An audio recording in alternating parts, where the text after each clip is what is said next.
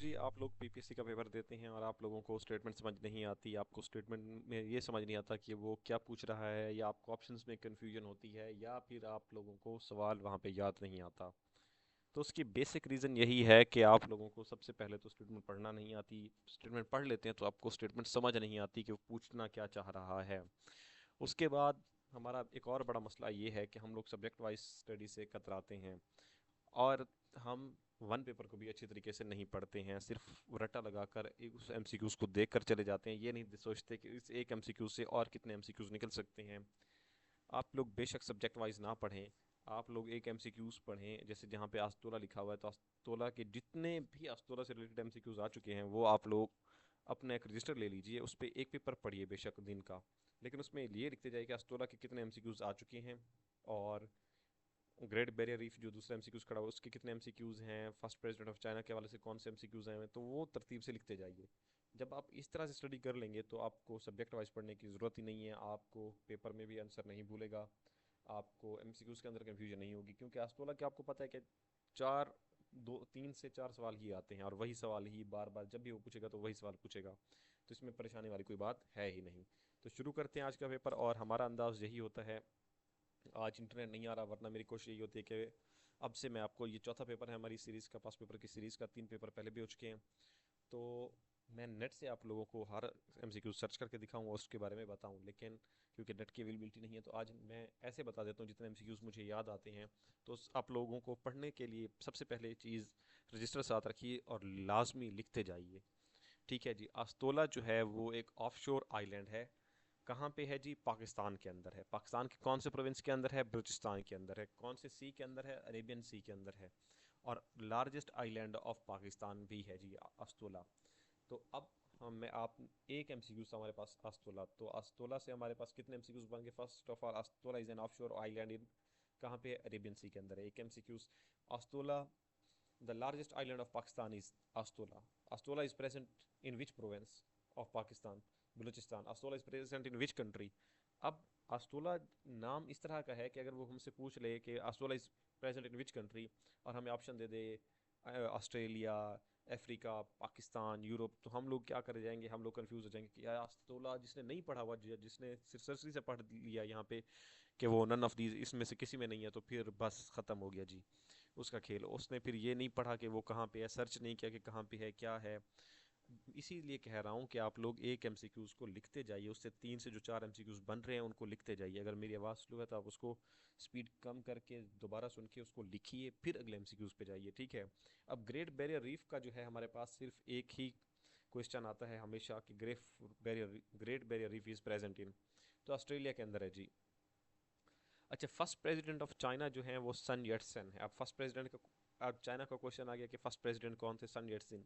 अब सन यट्सिन अगर का उसने पूछा कि फर्स्ट प्रेसिडेंट का, तो करंट प्रेसिडेंट भी पूछेगा। तो करंट प्रेसिडेंट जो है वो शी जिनपिंग हैं। इनसे ट्रम्प मिलने भी जा रहे हैं। तो ट्रम्प कौन है? यूएस के प्रेसिडेंट हैं। अच्छा, चाइना के फर्स्ट प्रेसिडेंट थे कौन? सन यट्सिन। अब करंट प्रेसिडेंट कौन है? Xi Jinping. Current prime minister हैं ली क्यांग, और फॉरेन मिनिस्टर हैं वांग वाई। तो ये लाजमी आप लोगों को पता होना चाहिए। ठीक है जी। अगले क्वेश्चन की तरफ आते हैं हमारे पास। USA discovered by which explorer 12 October, sorry which, USA discovered by which explorer? तो 12 अक्टूबर 1492 को जो है कोलंबस निकला था खोज में, और उसने अमेरिका दरियाफ्त कर लिया था। और इसी तरह वास्को ड गामा भी निकला था, और उसने समुद्री रास्ता जो है यूरोप से इंडिया का जो है वो ढूंढ लिया था उसने 1498 में। ये 20 मई या 14 अक्टूबर, 12 अक्टूबर याद करने की ज़रूरत नहीं है, क्योंकि अगर इतना डीप हो जाता है तो फिर वो पेपर हमसे पास कभी भी नहीं होना, क्योंकि डेट्स पहले ही ऑलरेडी बहुत ज़्यादा हैं, बर्डन बहुत ज़्यादा है, तो ये याद करने की ज़रूरत नहीं है, लेकिन सिर्फ पता होना चाहिए कि कब थी। यूएनओ स्टैब्लिश, यूएनओ कब, यूनाइटेड नेशंस कब इस्टेब्लिश हुई? यूनाइटेड नेशन इस्टेब्लिश हुई 24 अक्टूबर 1945 को। हेडक्वार्टर इसका न्यूयॉर्क में है। इसका डे जो मनाया जाता है वो 24 अक्टूबर को मनाया जाता है। ऑफिशियल लैंग्वेजेस 6 हैं: Arabic, Chinese, English, French, Russian, Spanish. और इसकी जो प्रीकर्सर मतलब होता है कि जो इससे पहले ऑर्गेनाइजेशन थी नेशंस को यूनाइट करने के लिए, जंग पीस वगैरह बनाने मेंटेन करने के लिए, तो वो थी लीग ऑफ नेशंस। ठीक है जी। और इसका कंसेप्ट दिया था फ्रैंकलिन डी रूजवेल्ट ने, अमेरिकन प्रेसिडेंट थे जी। Anwar Sadat sorry, the UN human rights council based in. अच्छा, अब हमारे पास कितने एमसीक्यूज आ गए? हमने टोटल 5 एमसीक्यूज पढ़े हैं, ठीक है। अस्तोला से हमने एमसीक्यूज बनाया कि Astola is an offshore island in. Astola कहाँ पे है अपना? यहाँ पे तो नन ऑफ दीज है, मैंने आपको बताया कि अरेबियन सी के अंदर है। उसके बाद ये कहाँ, कौन से प्रोवेंस के अंदर है? Astola is present in which province? Balochistan के अंदर है। Astola is in present in which country? Pakistan. Astola is present in which offshore island? Sorry, is in which sea? Arabian sea के अंदर मौजूद है जी, ठीक है। तो आगे बढ़ते हैं। ग्रेट बैरियर रीफ का एक ही क्वेश्चन था। फर्स्ट प्रेसिडेंट ऑफ चाइना से हमने ये देखा कि करंट प्रेसिडेंट कौन है? शी जिनपिंग है। प्रेसिडेंट फॉरेन मिनिस्टर कौन? फॉरेन मिनिस्टर हैं वांग वाई। और प्राइम मिनिस्टर हैं जी ली कियांग। और पहले प्रेसिडेंट थे जी उनके सन येटसन। तो 4 एमसीक्यूज यहाँ से, 4 एमसीक्यूज हमारे अस्तोला से आ गए। 8 ग्रेट बैरियर रीफ 9। तो हमारे 3 क्वेश्चंस के अंदर हमारे 9 एमसीक्यूज कवर हो गए। इनके अलावा इनसे बाहर क्वेश्चंस, अस्तोला के बाहर से तो कोई क्वेश्चन नहीं आने वाला। ये जो 3 4 बताएं यही पूछेगा वो। और ग्रेट बैरियर रीफ का भी यही आता है कि कहाँ पे है, ऑस्ट्रेलिया में है बस। और यूएसए को किसने डिस्कवर किया था? हम यहाँ पे हमने देखा कि कोलंबस का देखा और वास्को डे गामा का देखा। कोलंबस ने 1492 में डिस्कवर किया किसको? यूएसए को। और वास्को डे गामा ने डिस्कवर किया sea route Europe to India. ये 2 क्वेश्चन, 3 क्वेश्चन इसको स्टेटमेंट चेंज करके पूछ सकता है कि who discovered sea route from Europe to India? Vasco da Gama. When Vasco da Gama discovered sea route from Europe to India? 1498, ठीक है। When Columbus discovered USA? तो 1492। और कोलंबस डिस्कवर्ड विच एरिया, या विच किस किस एरिया को उसने discover किया था? तो यूएस को डिस्कवर किया था। UNO established in 1945। यूएनओ जो है 1945 में इस्टेब्लिश हुई। फिर हमने इसकी एग्जैक्ट डेट देखी कि कब इस्टेब्लिश हुई। 24 अक्टूबर 1945 को इस्टेब्लिश हुई। ये बड़ा इंपॉर्टेंट है क्योंकि ये बहुत बड़ी अहम ऑर्गेनाइजेशन है जिसका वेटेज हैवी होगा, जो कि बहुत इम्पैक्टफुल होगा। जैसे यूएन बहुत इम्पैक्टफुल इदारा है, वैसे नहीं है, लेकिन कागज़ों पे, पेपर वर्क में ये बहुत इंपॉर्टेंट जो है इसका रोल है। तो इसलिए 24 अक्टूबर 1945 को ये इस्टेब्लिश हुई, मतलब 24 अक्टूबर 1945 को इसको ये वजूद में आई। फिर इससे पहले जो थी वो लीग ऑफ नेशन थी। दो दो एमसीक्यूज हो गए। तीसरा एमसीक्यू इसका हेडक्वार्टर कहाँ पे? न्यूयॉर्क सिटी के अंदर है जी, यूएसए में। चौथा है कि इसका डे कब मनाया जाता है? तो 24 अक्टूबर को इसका डे मनाया जाता है। 6 ऑफिशियल लैंग्वेजेस हैं, Arabic, Chinese, English, French, Russian. तो ये हमारे पास 4 से 5 क्वेश्चंस के अंदर, 6 क्वेश्चंस के अंदर हमने तकरीबन, सॉरी 5 क्वेश्चंस के अंदर हमने टोटल 20 को सवाल डिस्कस कर लिए हैं। तो ये तरीका होता है सबसे ज़बरदस्त तरीके से पढ़ने का। जब हम ज़बरदस्त तरीके से पढ़ते हैं तो ये इसी तरह से हमें चीज़ें आ जाती हैं। UN human rights council is based in New York. तो यूएन ह्यूमन राइट्स काउंसिल जो है वो कहाँ पे बेस्ड करती है? न्यूयॉर्क के अंदर। When USA completed withdrew from Afghanistan. तो दोहा एग्रीमेंट हुआ था जी फरवरी 2020 में। और 31 अगस्त 2021 को जो है यूएसए ने कम्प्लीटली लेफ्ट कर दिया था अफगानिस्तान को। यहाँ से एक सवाल वो ये भी पूछता है कि व्हेन फर्स्ट अटैक उसने कब किया था? तो ये आप लोग देख लीजिएगा, अक्टूबर 2001 है या इस तरह से कोई डेट है, मुझे एग्जैक्ट याद नहीं है, नेट नहीं आ रहा, वरना मैं आप लोगों को सर्च करके दिखा देता। बिब्लियन टुडे प्रेजेंट इन बिब्लियन कहाँ पे प्रेजेंट है जी? इराक के अंदर है जी। दोबास जो है वो डिस्प्यूटेड टेरिटरीज, डिस्प्यूटेड एरिया है कहाँ पे? रशिया और यूक्रेन के दरमियान। अच्छा, आप लोगों को ये पता होना चाहिए कि ये जो डिस्प्यूटेड एरियाज़ हैं ये 8 से 10 जो हैं वो बहुत, तकरीबन 8 से 10 हैं जो कि पूछे जाते हैं हर पेपर के अंदर अलग अलग करके। डिस्प्यूटेड एरिया से एक आध क्वेश्चन वो लाजमी पूछ लेता है। अच्छा, यूएन सिक्योरिटी काउंसिल के जो काउंसिल के मेंबर हैं 15 मेंबर हैं। और इसकी एक जनरल असम्बली होती है, एक सिक्योरिटी काउंसिल होती है। सिक्योरिटी काउंसिल में 15 होते हैं और जनरल असम्बली में 193 मेंबर्स होते हैं जी। इसके जो करंट सेक्रेटरी जनरल हैं वो अंतोनियो गुतरेस हैं जी। अब ज़्यादा मजीद डिटेल में नहीं जाते। अच्छा, जो सिक्योरिटी काउंसिल के 15 मेंबर्स होते हैं उसमें से 5 परमानेंट होते हैं और 10 जो होते हैं वो 2 साल के लिए मुंतखब होते हैं। पाकिस्तान 8 दफ़ा ये फ़राइज़ सर अंजाम दे चुका है और अभी भी पाकिस्तान जो है वो नॉन परमानेंट मेंबर है यूएन की असम्बली का। अच्छा जी, जामिया अल अज़हर जो है वो कायरा के अंदर है। नेहरू रिपोर्ट जो है वो was prepared in response to a challenge thrown to Indians by home. Lord Birkenhead ने चैलेंज दिया था कि आप लोग अपना आइन नहीं बना सकते और आप लोगों में अगर इतनी काबिलियत है तो आप लोग अपना आइन खुद बना कर दिखाओ। Anwar Sadat belongs to third president of Egypt हैं जी। करंट प्रेसिडेंट हैं जी अब्दुल अब्दुल फातेह जी। और अनवर सादात का जो एक कारनामा ये है कि वो 1970 से 1981 तक जो जब सदर थे तो उन्होंने स्विस कैनाल को नेशनलाइज किया था और नोबेल पीस प्राइज़ जीता था 1978 के अंदर। स्विस कैनाल एक ट्रेड रूट है, उसको इन्होंने क्या कर लिया था, नेशनलाइज कर लिया था, जिसके बाद अमेरिका और यूरोप की आंखें बाहर आ गई थी और उसके बाद फिर उन्होंने इनसे मुज़ाकरात किए, फिर पीस इनकी पीस एफर्ट्स की वजह से इनको 1978 में नोबेल पीस प्राइज़ मिला। तो पहला कि इनको नोबेल प्राइज़ का पीस प्राइज़ कब मिला, 1978 को। Which Egyptian president got Nobel peace prize, तो अनवर सादात। और कब मिला, 1978 के अंदर। हु नेशनलाइज स्विस कैनाल को किसने नेशनलाइज किया, अनवर सादात ने किया। तो ये 3 से 4 एमसीक्यूज यहाँ से भी बन सकते हैं। The university student competition games 2019 were held in which city, क्रेस क्रेस्नोयार्स्क ये शहर है जी, यहाँ पे हुआ थी।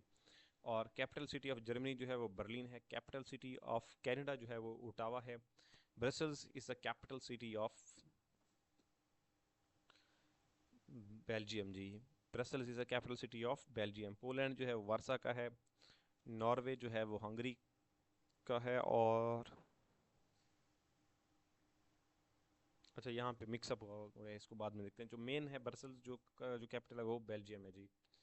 Brussels is Brussels is a capital city of Belgium. जो बेल्जियम है वो कैपिटल सिटी है किसका, ब्रसल्स का। Ahaggar mountains are located in which continent, Africa के अंदर हैं जी ये माउंटेन्स। ये नॉर्थ अफ्रीका के अंदर मौजूद हैं जी। Ahaggar mountains are located in which continent, Africa के अंदर और नॉर्थ अफ्रीका के अंदर। Which mountains are situated in southern Algeria, north Africa के अंदर, ठीक है जी। Which out of following is not NGO, एलन लेने एनजीओ नहीं है। फादर ऑफ ज्योमेट्री यूक्लिड को कहा जाता है, ये एमसीक्यूज भी बार बार पूछा गया है। How many teams in ICC champions trophy event held in 2025 के अंदर जो चैंपियन ट्रॉफी हुई थी जिसको पाकिस्तान ने होस्ट किया था, उसमें कितनी टीम्स ने पार्टिसिपेट किया था जी, 8 टीम्स ने पार्टिसिपेट किया था। Who inaugurated in 2020 Olympics held in Japan, 2020 के ओलंपिक्स जो हुए थे उसको इनॉग्रेट किसने किया था, तो नोरिटो है, पता नहीं क्या है जी ये वर्ड, उन्होंने जो है इसको क्या किया था, इनॉग्रेट किया था। जापान के हैं जी, इनॉग्रेट जापान के अंदर। पाकिस्तान अफेयर्स का क्वेश्चन आ गया जी, 21 क्वेश्चन उसने जनरल नॉलेज के दिए हैं। अभी पाकिस्तान अफेयर है जी। Jahangir Khan remain unbeaten squash for how many consecutive, 555 match इन्होंने जो है वो अनबीटन होकर खेले थे, मतलब इन्होंने कोई 555 मैचों में मुसलसल इन्होंने जीत मिली थी। और Taxila city is associated with civilisation, Buddhist civilisation का शहर कहा जाता है टेक्सला को। रेड क्लिफ बुद्धिज़्म एक मज़हब है और टेक्सला उसके हवाले से मशहूर है। Red Cliff arrived in India on 8 जुलाई 1947 को जो है रेड क्लिफ इंडिया आया था। रेड क्लिफ वही है जिसने पार्टीशन की थी पाकिस्तान और इंडिया की लकीर खींची थी। Maktubat Imam Rabbani is a famous work of which 16th century personality, Ahmad Sirhindi. Malakhara is a local game played in which province of Pakistan, Sindh के अंदर ये गेम खेली जाती है जी। First constitution assembly was dismissed dissolved on 24 October 1954।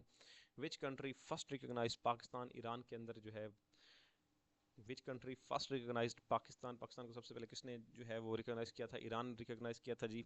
When did Pakistan join UNO, Pakistan ने सितंबर 1947 को जो है वो यूएनओ ज्वाइन किया था, 30 सितंबर 1947 को। यहाँ पे ऊपर मैंने आपको पहले ही बता दिया कि पाकिस्तान ने कब ज्वाइन किया था, सितंबर 1947। तो इसी तरह से जब हम आपको एक एमसीक्यू से 3 एमसीक्यूज बता रहे होते हैं, 4 एमसीक्यूज बता रहे होते हैं, तो हम आपका टाइम नहीं ज़ाया कर रहे होते, बल्कि आप लोगों के लिए उस चीज़ को करामत बना रहे होते हैं। अकेले भी पढ़ सकते हैं आप, लेकिन मसला ये है कि जब आप लोग किसी कोई वीडियो देखते हैं तो उससे आपको काफ़ी सारी इन्फॉर्मेशन मिल जाती है। जैसे हमने 5 एमसीक्यूज़ के अंदर 20 एमसीक्यूज़ पढ़ लिए थे, फिर भी जो एमसीक्यूज़ आ रहा है उसमें भी 2 से 3 एमसीक्यूज़ मैं आपको बताता जा रहा हूँ, तो इससे आपको काफ़ी फ़ायदा हो सकता है, आपकी भी तैयारी बहुत अच्छे से हो सकती है। अच्छा जी, उसके बाद हमारे पास क्वेश्चन आ गया, when did Pakistan join UNO के बाद आया जी। हु टुक ओथ फ्रॉम कायद आज़म से किसने लिया था, चीफ जस्टिस अब्दुल रशीद ने लिया था जी 15 अगस्त 1947 को। जस्टिस अब्दुल रशीद जो है वो उनकी डेथ हुई थी 1988 में। Ziaul Haq dismissed government, sorry ये 1988 ज़ियाउल हक का है जी, 1988 मैं भूल गया। Ziaul Haq dismissed government of which PM on May 29 1988, Mohammad Khan Junejo को उन्होंने, मोहम्मद खान जुनेजो की जो गवर्नमेंट है उनको क्या किया था, डिसमिस किया था। पाकिस्तान रेवोल्यूशन अच्छा जी, ये 1988 में इनका जो त्यारा गिरने की वजह से इनकी मौत हुई थी। और Pakistan resolution was moved by, Pakistan resolution A K Fazlul हक ने मूव की थी जी। सदर उस वक्त कायद आज़म थे जी। एवरीडे साइंस से क्वेश्चन है जी, in food web how much energy transfer one trophic level to next level, 10% energy जो है वो ट्रांसफर होती है जी। Which is not a fundamental particle, neutron जो है वो फंडामेंटल पार्टिकल नहीं है। इन एन इलेक्ट्रिक कार, एक इलेक्ट्रिक कार के अंदर द वोल्टेज जनरेटेड ड्यूरिंग, जो वोल्टेज जनरेट होता है ड्यूरिंग ऑपरेशन, ऑपरेशन के दौरान, उसके वर्किंग के दौरान, दैट अपोजेस, जो अपोज करता है, the applied voltage is known as, जो अप्लाइड वोल्टेज को अपोज करता है, उनकी मुखालफत करता है, इसे क्या कहते हैं? बैक ईएमएफ कहते हैं, इसे बैक ईएमएफ कहते हैं। कंप्यूटर स्टडीज का क्वेश्चन है जी, when which computer memory is used for stop, for storing है, storing program, storing sorry, which computer memory is used for storing program and data, used for storing program and data currently processed by CPU, internal memory कहते हैं जिसे।